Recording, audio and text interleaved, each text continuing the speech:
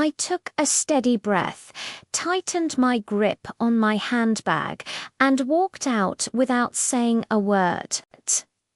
That evening, my own daughter had made it clear that I didn't belong at her dining table. Instead of sitting beside her and her husband, I was dismissed to the kitchen, treated like hired help.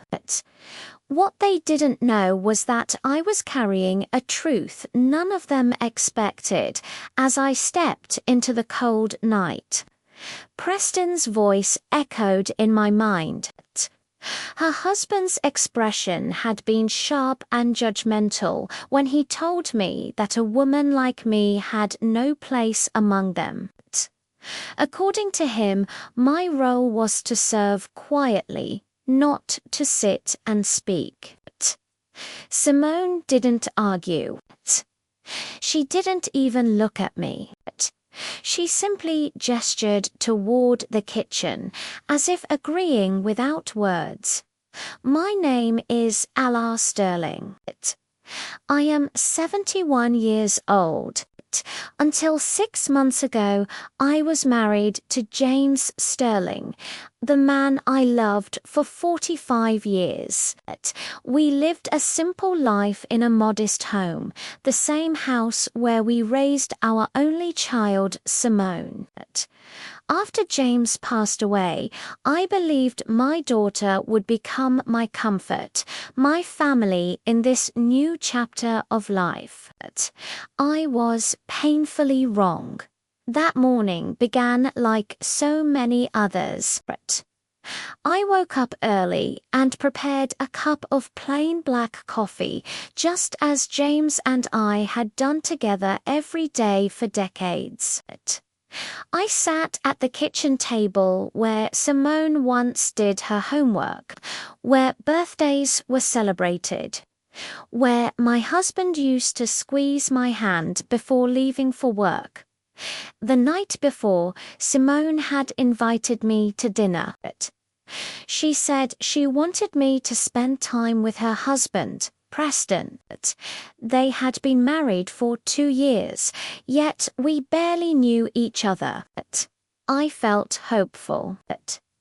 I thought this was her way of rebuilding our bond. I dressed carefully, choosing a burgundy dress James always loved.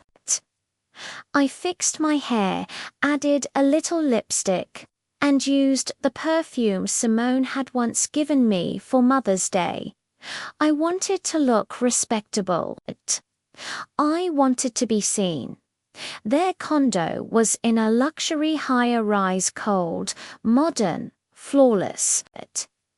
Preston greeted me politely, but his smile felt rehearsed.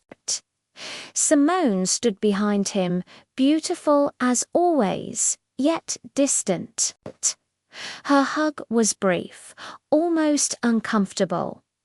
Everything inside that home looked expensive.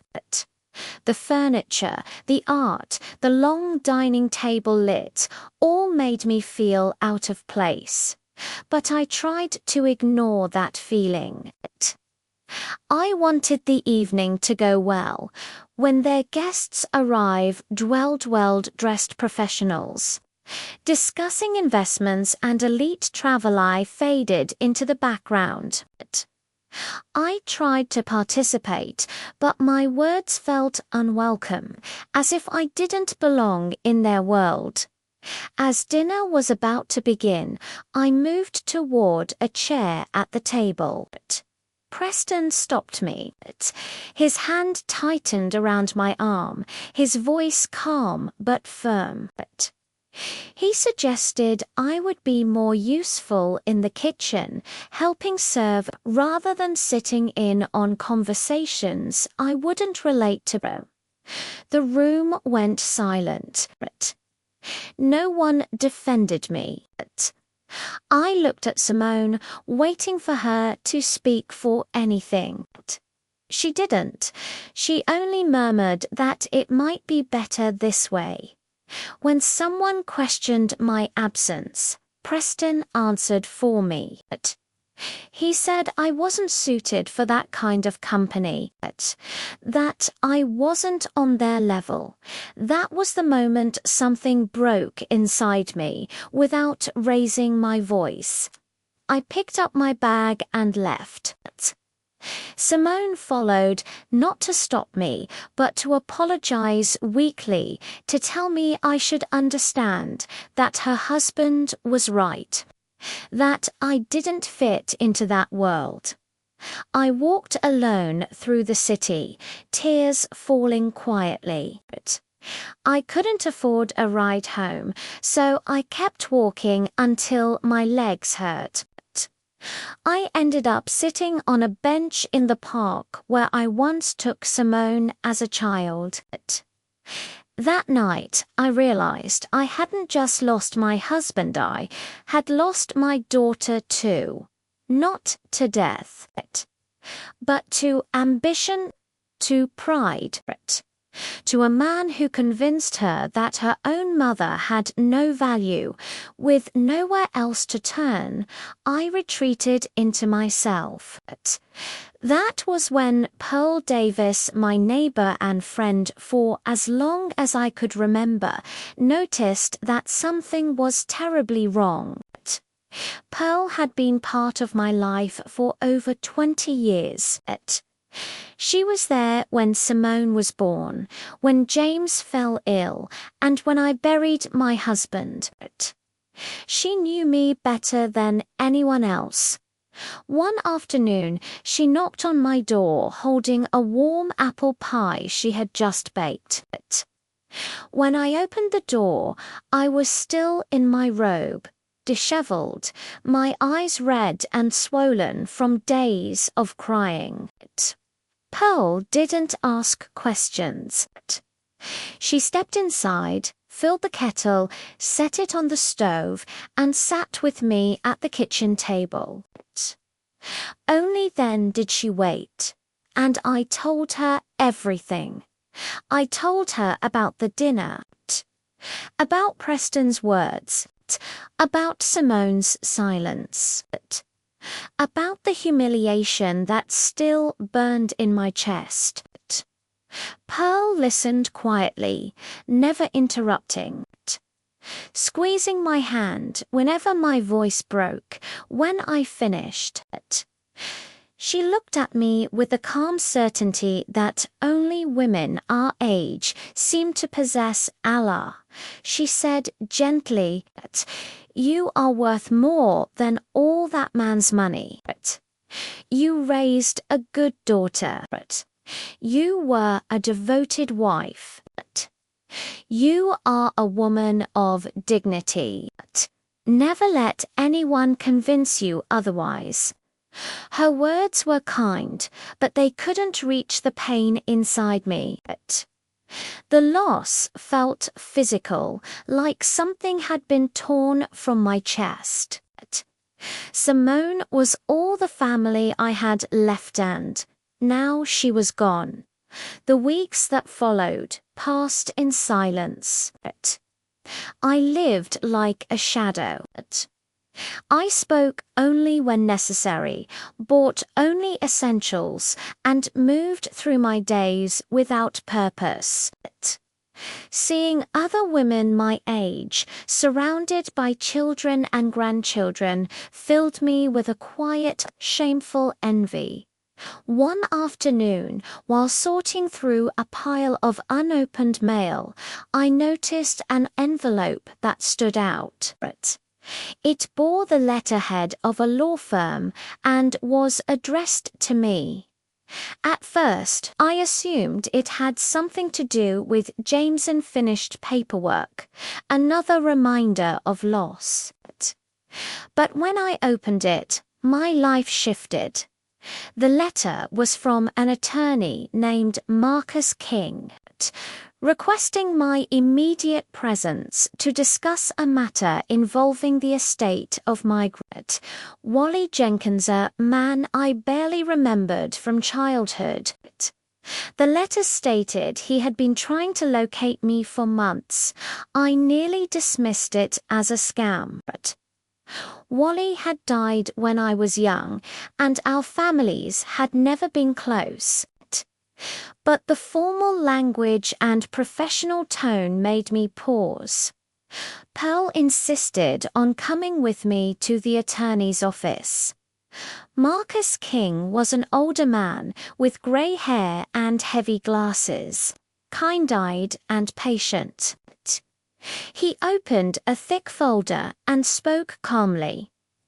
Double quotes, Mrs. Sterling, your great-uncle passed away 2 years ago. He had no direct heirs. According to his will, you are the sole beneficiary of his entire estate. I was stunned, Marcus explained, that Wally Jenkins had made a fortune in real estate buying properties decades ago in Miami and later expanding his investments.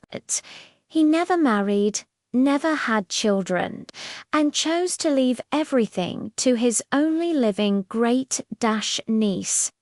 The numbers were unreal. Properties worth tens of millions. Accounts, investments, more money than I could comprehend. But one detail froze my breath. Several of the properties were in Atlanta. One of them was the very building where Stamone and Preston lived. The irony was cruel and perfect. The man who had humiliated me, who declared I wasn't worthy of sitting at his table, was living in a building that now belonged to me, Preston Hayes confidant. Condescending Preston was my tenant. I barely remember leaving the office. Pearl had to guide me to the bus stop because my legs felt weak. That night, I didn't sleep. I read the documents again and again until dawn. It was real.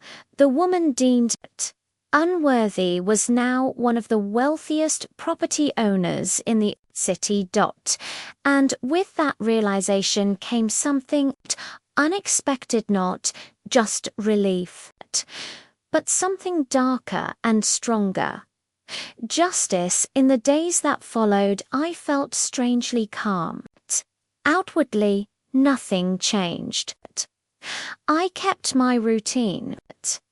But inside, something powerful had awakened. Marcus suggested hiring professional managers to oversee everything. I declined. I wanted control. I wanted knowledge.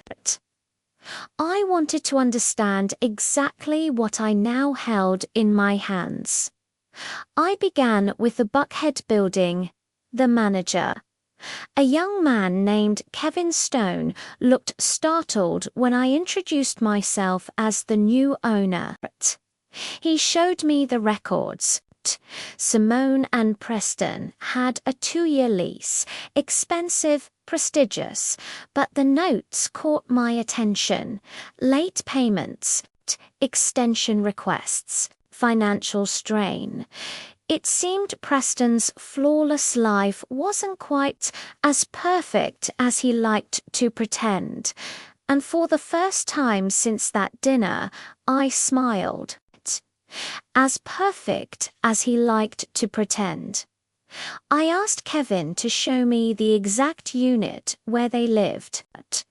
From the office window, I could see straight onto their balcony. The thought unsettled me. My daughter was likely inside, making coffee or getting dressed for work.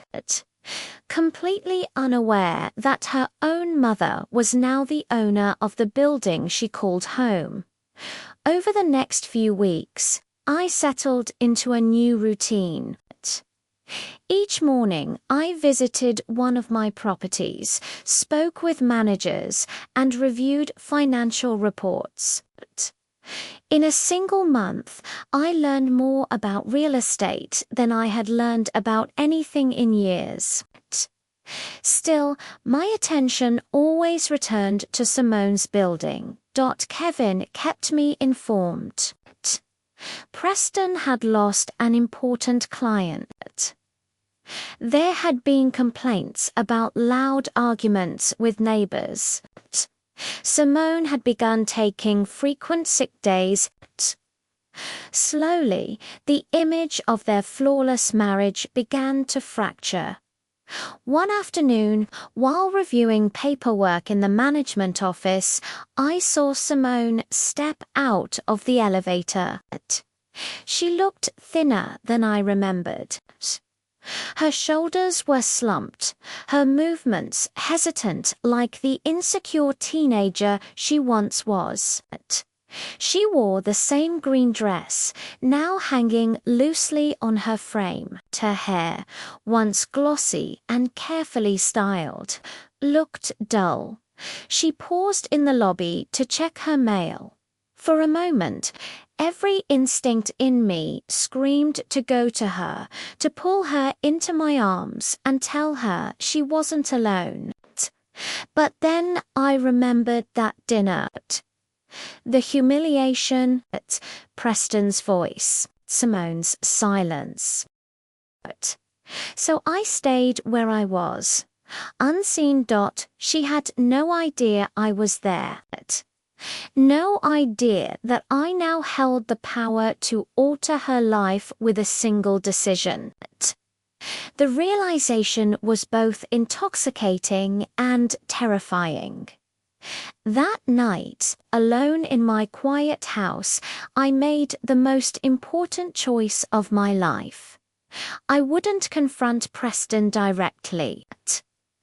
I wouldn't reveal myself yet. I wouldn't scream or threaten. I would wait. I would watch. And I would act with precision. The next morning, I called Kevin and gave him clear instructions. From that point forward, all matters concerning Simone and Preston's apartment were to come directly to me. Every request, every complaint, every delay. Kevin sounded confused, but didn't question me. I was the owner, after all. I also hired a private investigator. His name was Derek Jones, a discreet, middle-aged man who specialized in financial and marital investigations. I needed the truth about Preston's money, his lies, and the weaknesses he worked so hard to hide. A week later, Derek delivered his first report. It was worse and better than I expected. Preston hadn't lost just one client. He had lost 3. Poor investments had drained his savings. He was deeply in debt and had been lying to Simone about their finances for months. But there was more. Preston was seeing another woman, a younger colleague, someone without family complications, as Derek put it. They met in hotels and expensive restaurants, spending money he didn't have while Simone stayed home. Confused and increasingly isolated, I felt 2 things at once: satisfaction and grief. Satisfaction because I finally held the truth. Grief because my daughter was being betrayed by the same man who had turned her against me. It was time to apply pressure. First, I ordered Kevin to enforce the lease strictly. No grace periods. No extensions. Late fees applied immediately. The very next day, Preston called the office furious. He had grown accustomed to special treatment. Now there were none. I sat quietly in the office as Kevin took the call. Preston's voice, once smug and commanding, was strained, edged with panic. Hearing it filled me with a calm sense of balance I hadn't felt in months. But that was only the beginning. I authorized minor construction work on the floor above his unit. Nothing illegal. Nothing that violated the lease. Just enough to disrupt his carefully controlled life. Early morning noise during important calls, temporary interruptions to hot water, small inconveniences that accumulated into constant tension. Meanwhile, Derek continued watching. Preston's meetings with the other woman became more frequent and cheaper. No more luxury hotels. They had moved on to roadside motels on the edge of town. Simone was changing. Pearl told me she'd seen her at the grocery store comparing prices, using coupons, choosing generic brands. Preston had clearly told her they needed to cut back without explaining why. One afternoon I saw Simone again in the building office. Her eyes were red, her face drawn. She approached Kevin with a letter request for an additional phone line in the apartment. She explained softly that she needed it to look for work, that she wanted to help with expenses. My heart cracked. The daughter I raised to be confident and capable was being diminished by lies and neglect. But I noticed something else. She was waking up. She was starting to question, to prepare, to reclaim control. And that gave me a new idea. That night, after long reflection, I changed my plan. I wouldn't wait any longer. But I wouldn't expose Preston myself. I wanted Simone to see the truth with her own eyes. I called Derek and gave him careful instructions. He was to arrange for Simone to discover her husband's affair in a way that appeared completely accidental. Derek assured me it would be easy. Preston followed a predictable routine. Every Wednesday, coffee near the office. Then a motel. All Simone needed was to be in the right place at the right time. Meanwhile, I prepared the final stage. I hired an accountant to review all lease agreements in the building, officially for optimization, but unofficially to ensure every document was airtight. The truth was coming, and when it did, Preston Hayes would finally learn what it felt like to be powerless. Inside the building office. Kevin followed my instructions, precisely less flexibility, strict adherence to policy. It didn't take long for Preston to snap. One afternoon, he stormed into the office without warning, his voice already raised, demanding to speak to the owner. He wanted answers. Why had everything changed? Why was he suddenly being treated like everyone else? I was seated at Kevin's desk, calmly reviewing paperwork, when Preston barged in. He didn't even glance at me. To him, I was just another older black woman behind a invisible. He shouted at Kevin, listing his rights as a tenant. That was when I decided to play my first card. Without lifting my eyes from the documents, I spoke evenly. Mr. Hayes, there seems to be some confusion. I'm the owner of this building. The policies changed because I decided they should. The silence was immediate. Preston froze. His mouth fell open as he stared at me. Slowly, painfully, slowly, recognition dawned. You're, he stammered. I am, I said, closing the folder and finally meeting his eyes. The woman you said wasn't worthy of sitting at your table, your landlord. The colour drained from his face. The confident man who once looked down on me now stood pale and unsteady, trying to comprehend the reversal of power. I rose from my chair with deliberate calm. I had no intention of raising my voice. Real power doesn't require noise.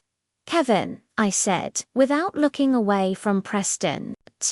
Please, give us a moment. Kevin stepped out, closing the door behind him. Now it was just the two of us. Sit, I said, gesturing to the chair opposite me. Preston obeyed. His hands trembled as they rested on his knees.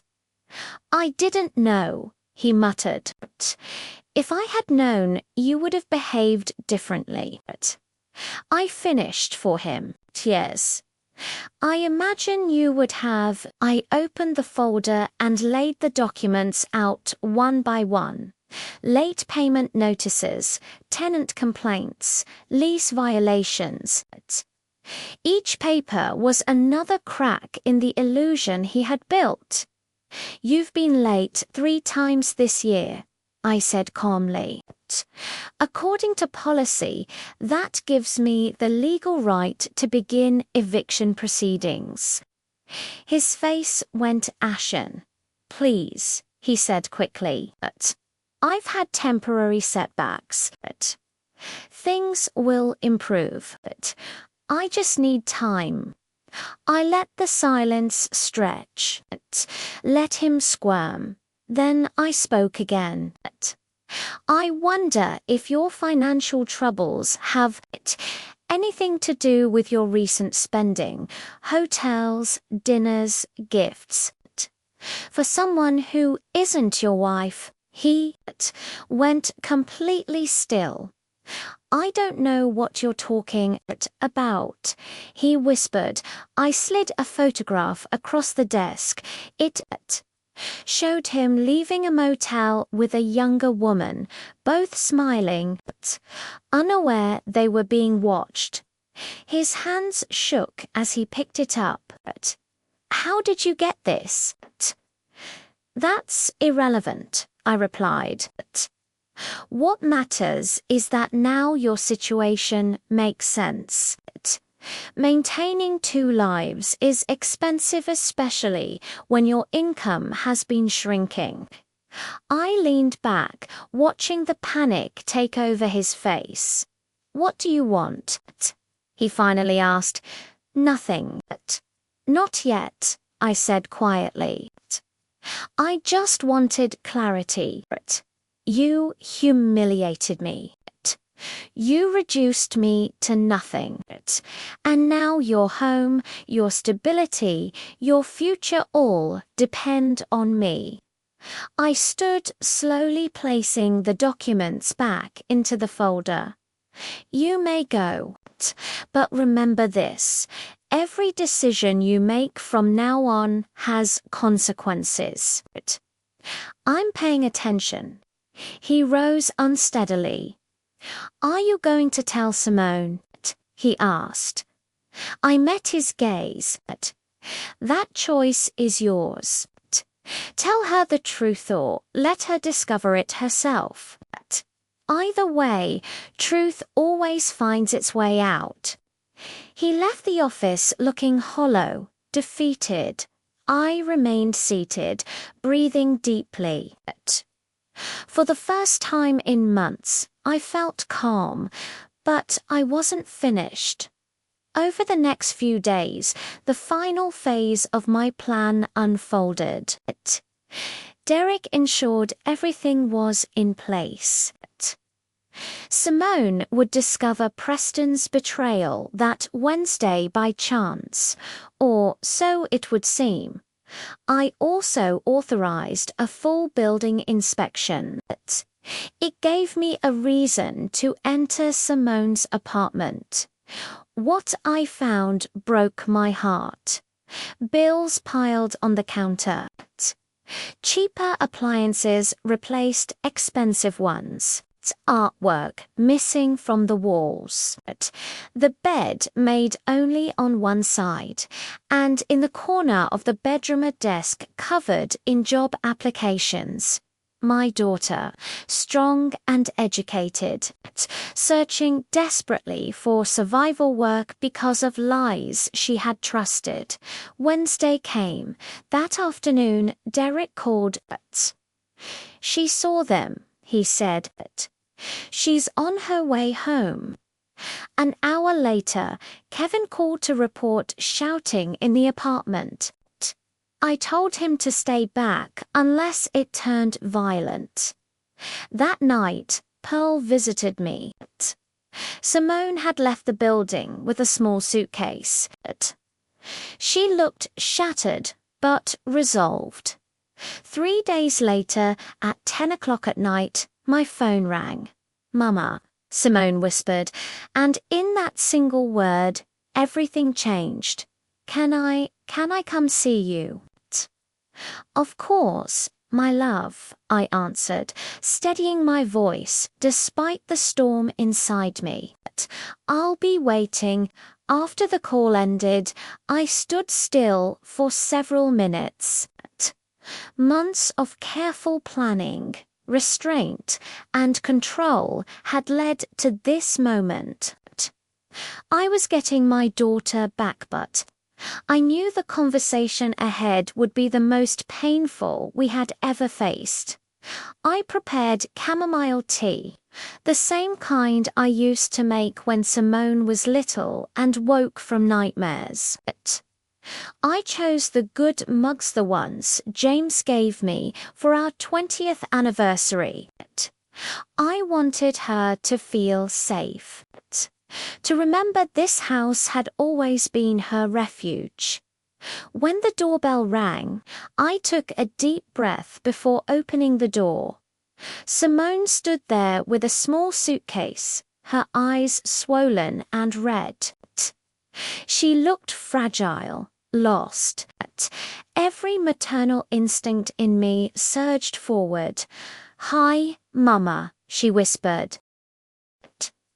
I pulled her into my arms without a word. She trembled against me, just as she had when she was a child afraid of storms. We stayed that way for a long time, wrapped in silence and memory. Eventually, I guided her to the living room and handed her the tea. She cradled the mug as if the warmth were the only thing holding her together. "I'm so sorry," she said at last, "for everything. For letting him treat you that way. For not standing up for you. I was blind." I felt both relief and heartbreak. Relief that she finally saw the truth. Heartbreak at the cost it had taken. "You don't owe me an apology," I said softly. "You were his victim too." Then the truth poured out.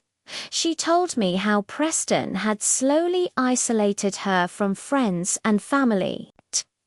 How he convinced her that I was a problem, that my presence made him uncomfortable. How he controlled her clothes, her schedule, her relationships. That night, she said through tears, "I wanted to defend you. I wanted to tell him to stop. But I was afraid of what would happen later, when we were alone." My heart shattered. For 2 years, My daughter had lived in fear, shrinking herself to keep peace, sacrificing her dignity and our bond. And now she continued, her voice steadier. I find out he's been cheating. While I was trying to save our marriage, he was spending money on another woman. The financial problems he blamed on work, those were his lies. I didn't tell her that I already knew about the photographs, about my role. That truth could wait. Instead, I listened. I let her cry, rage, and release everything she had been holding inside. That, too, was healing. "Can I stay here for a while?" she asked quietly. "I need time to think." "This is your home," I replied. "You can stay as long as you need." Over the following days, I watched her slowly return to herself. She ate more, slept better, even smiled sometimes. It was like watching a wilted plant finally receive water. Meanwhile, Preston unraveled. Kevin kept me informed. Constant calls, messages, desperate appearances at the building, begging Simone to return. One afternoon, Kevin called urgently.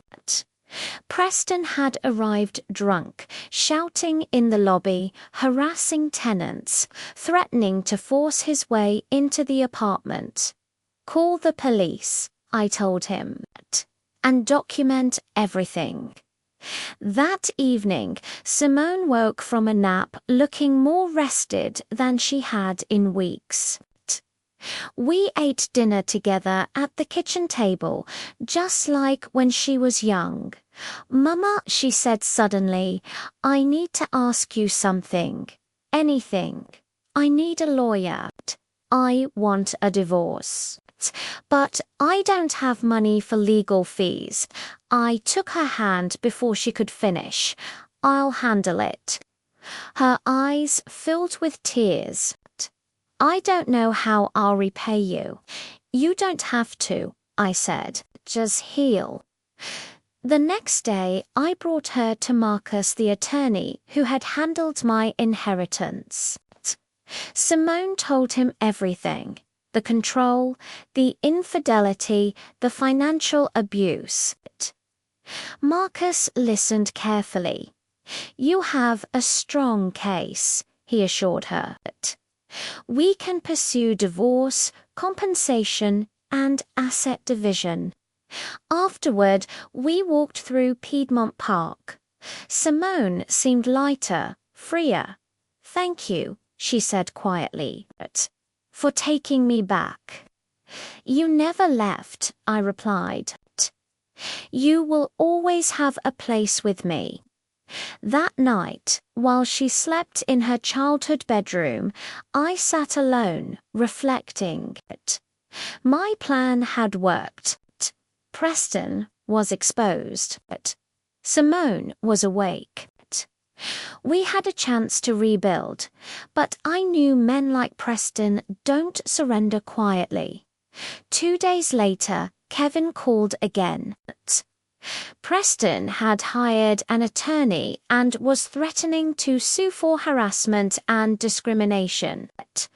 He claimed I was abusing my position for revenge.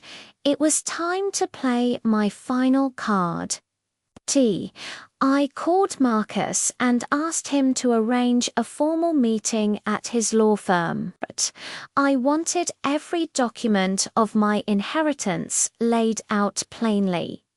"Tell his lawyer I'm willing to discuss his claims," I said calmly, "and tell him to bring everything he has. I will."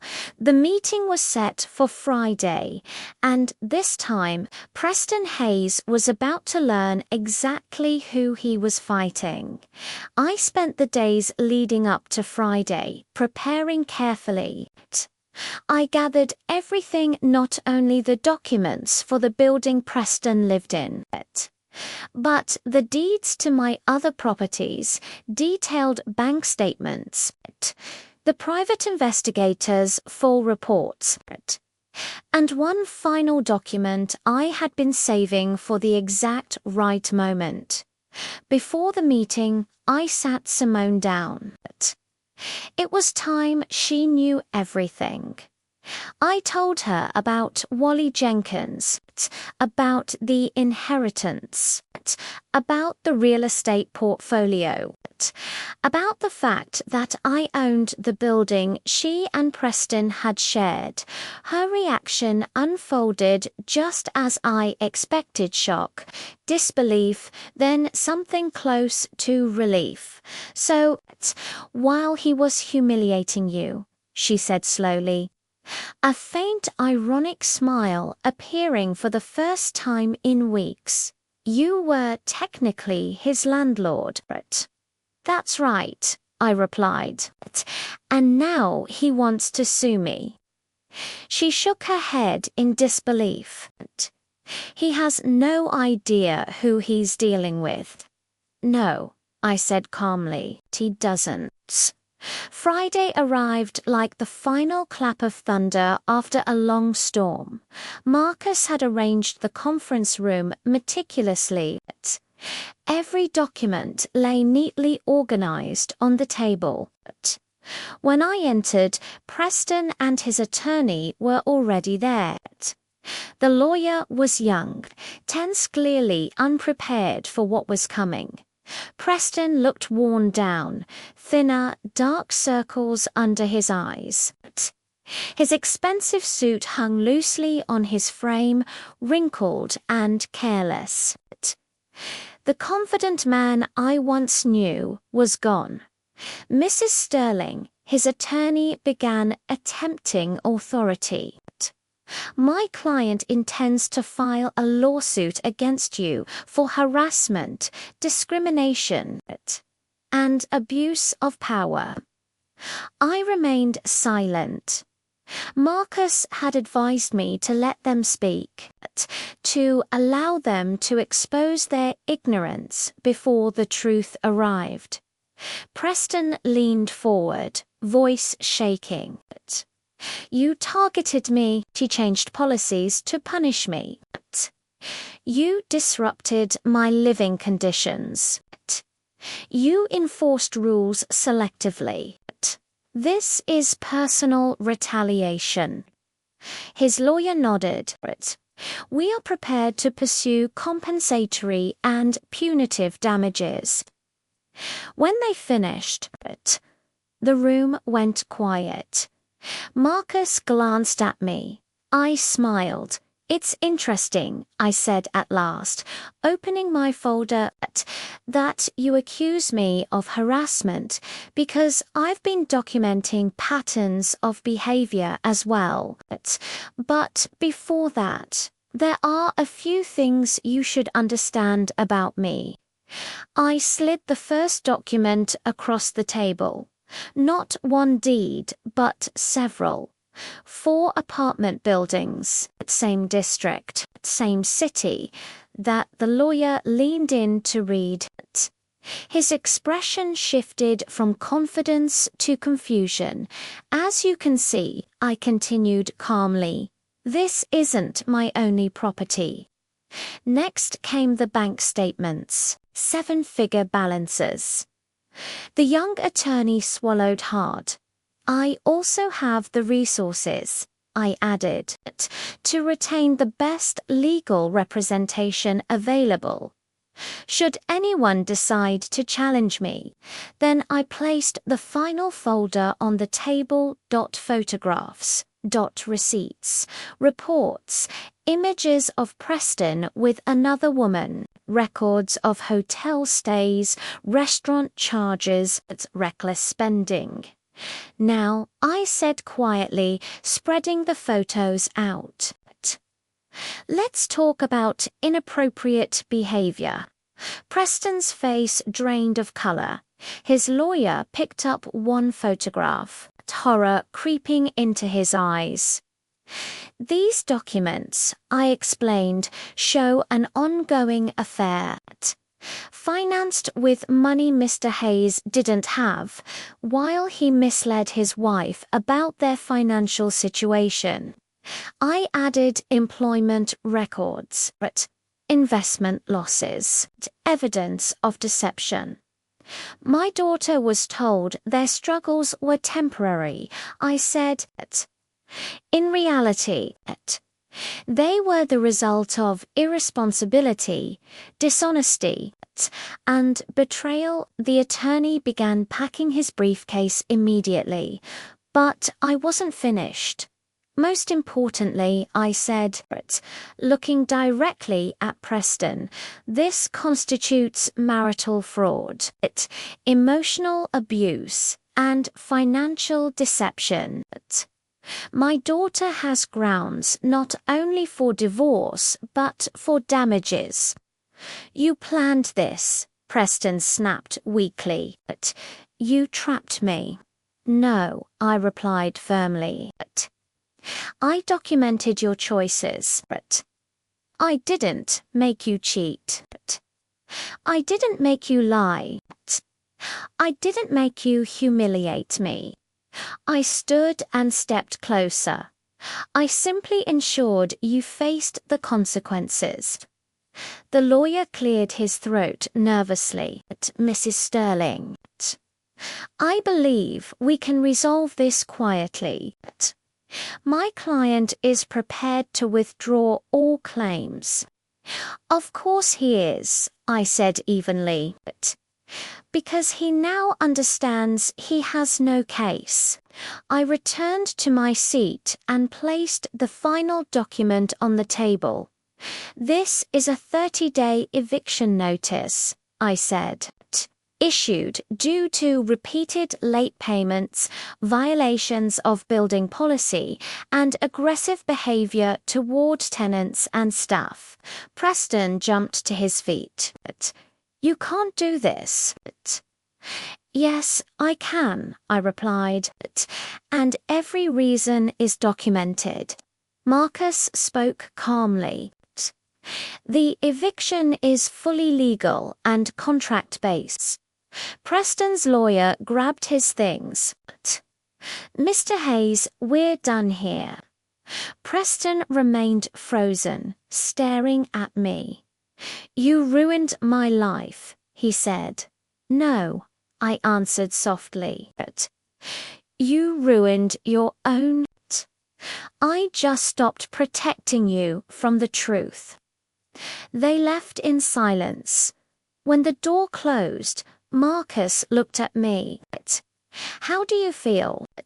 I thought carefully. Peaceful, I said. For the first time in a long while. The eviction news spread quickly. Tenants were relieved. Complaints vanished. Kevin told me no one would miss Preston.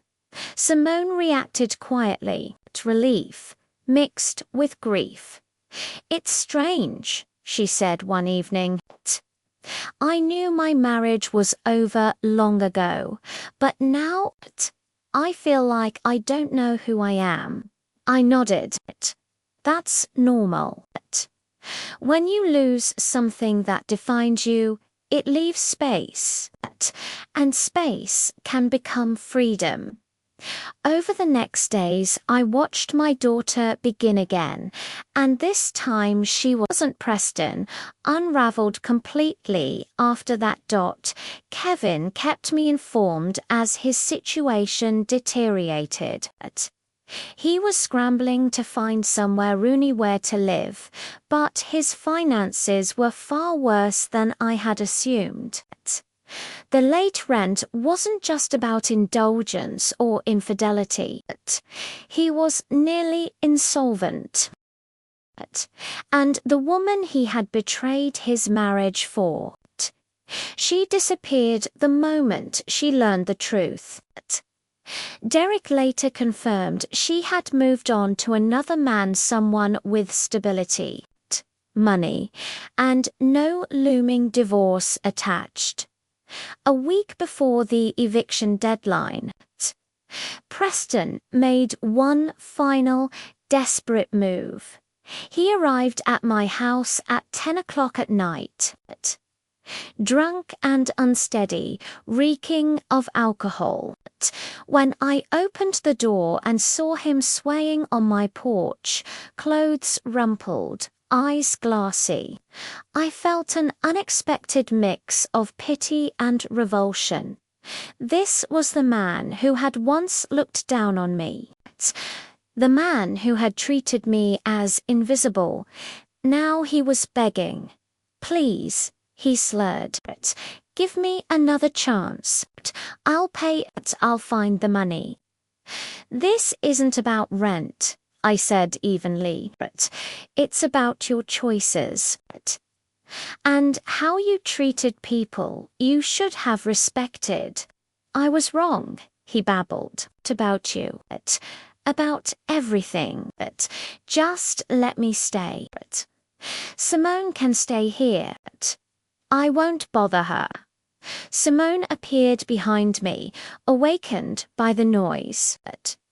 The moment she saw him, her expression hardened not with fear, but with clarity. "Go, Preston," she said, her voice steady. "You don't control me anymore. Your tears don't work. Your promises don't mean anything." He turned to her, desperate. "Simone, please, can't we try again?"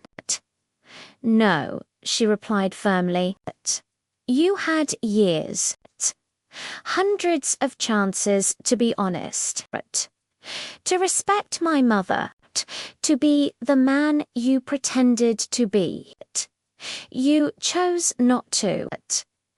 I closed the door quietly but decisively. Through the window, we watched him stagger away into the night's small broken defeated by his own cruelty. The final days before the eviction were chaotic. He hired the cheapest movers he could find. They arrived late, handled everything roughly, and filled the building with noise and disruption. Tenants complained, and I reassured them it would soon be over. On eviction day, I chose to be present, not out of malice, but to ensure everything was done correctly.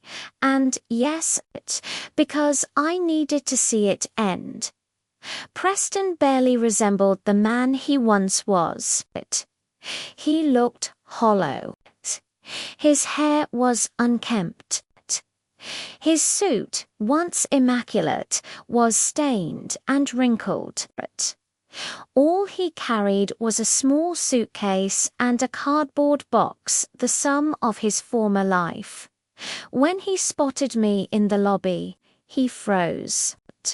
For a moment, I thought he might explode again. Instead, he stared at me with empty eyes. "I hope you're satisfied," he muttered. "This isn't about satisfaction," I replied. "It's about accountability." He said nothing more. Kevin and I watched from the office window as he climbed into an aging cab and disappeared down the street. Where he went didn't matter.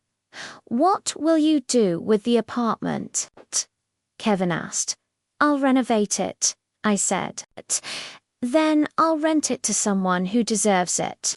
That night, Simone and I didn't celebrate his fall.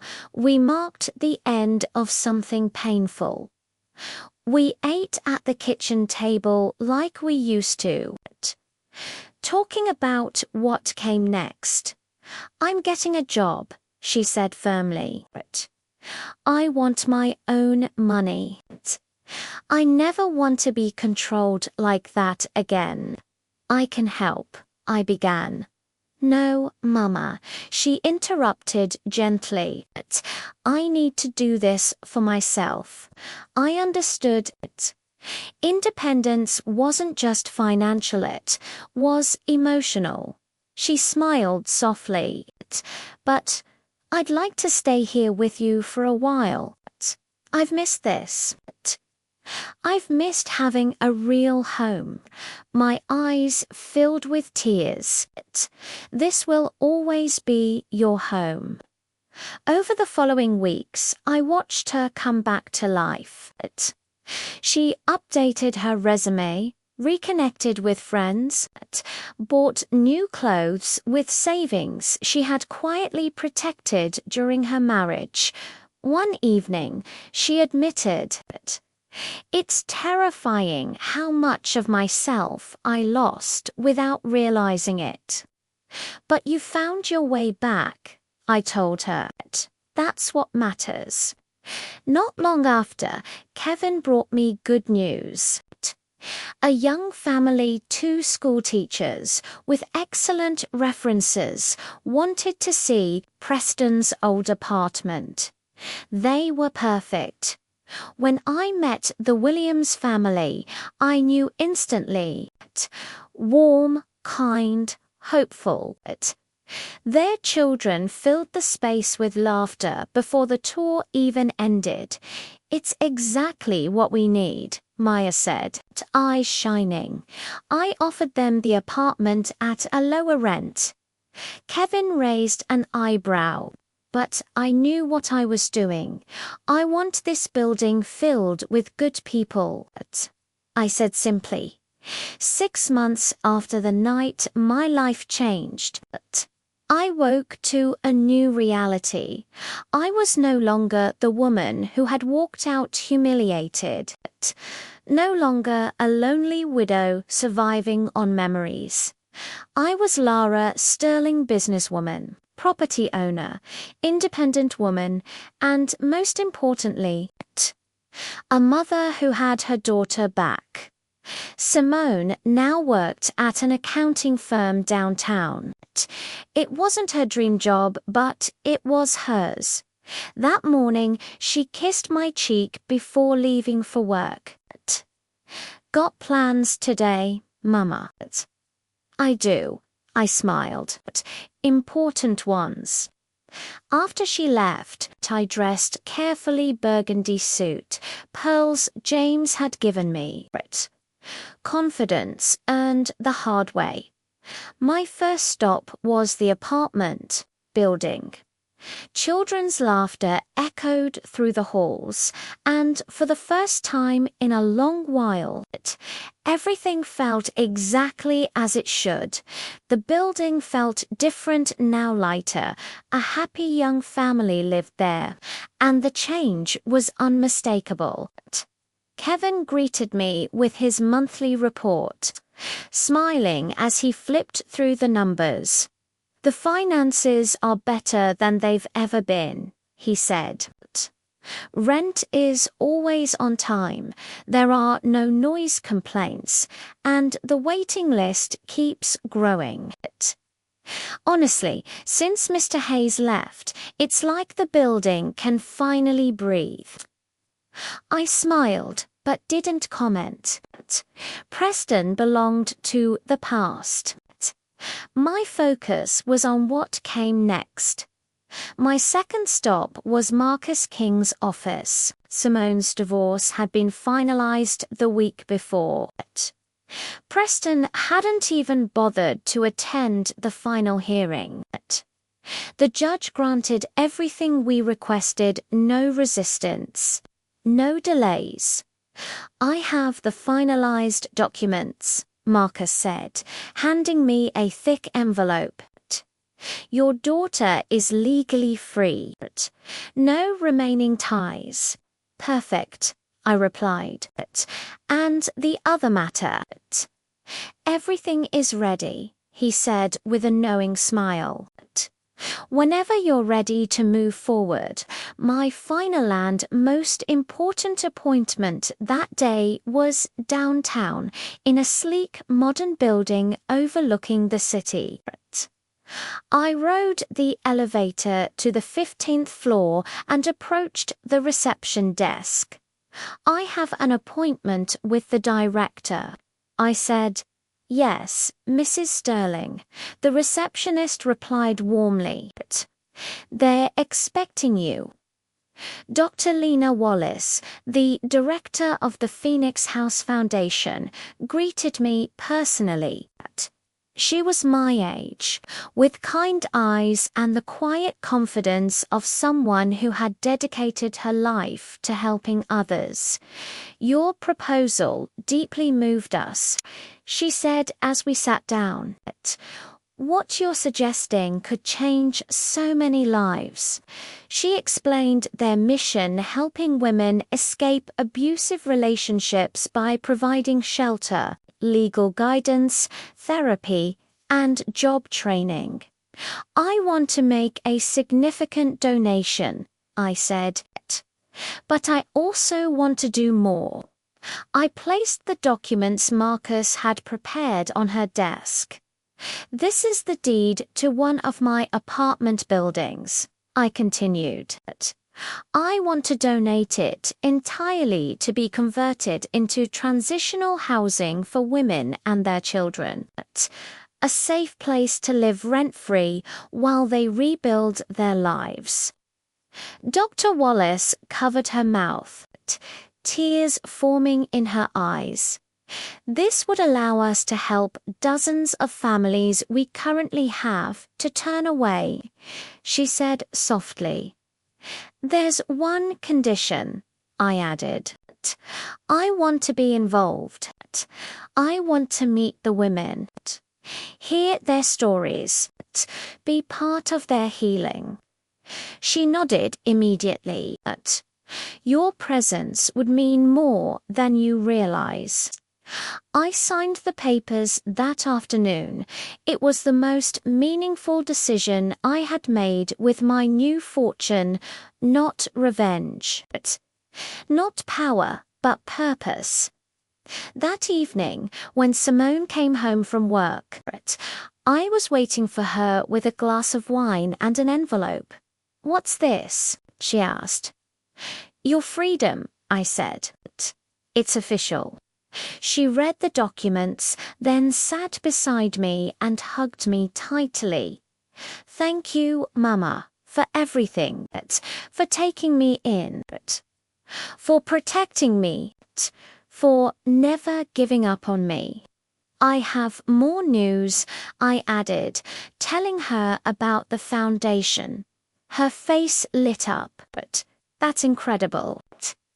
I want to help too if you'll let me. I was hoping you'd say that. Later, she asked quietly, Do you ever wonder what would have happened if you hadn't inherited the money? I smiled thoughtfully. The truth would have come out eventually. Men like Preston always undo themselves. The money just sped things up, and us, she asked, would we have found our way back?